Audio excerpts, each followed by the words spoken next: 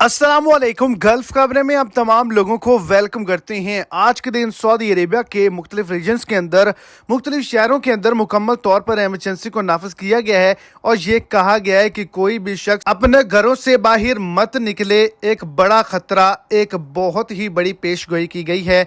आज के दिन मुकम्मल तौर पर एमरजेंसी को नाफिज किया गया है। तो आप तमाम लोगों के लिए ये वीडियो बहुत ही ज़्यादा इंपॉर्टेंट है। तो वीडियो की तफसीलात को जानने के लिए वीडियो को एंड तक देखें और अगर इस चैनल पर आप फर्स्ट टाइम हैं तो चैनल को सब्सक्राइब कर दें, वीडियो को लाइक कर दें और अपने दोस्तों तक इसको ज़्यादा से ज़्यादा शेयर करें। आपको बताता चलूँ कि ताइफ के अंदर मुकम्मल तौर पर एमरजेंसी को नाफिज किया गया है।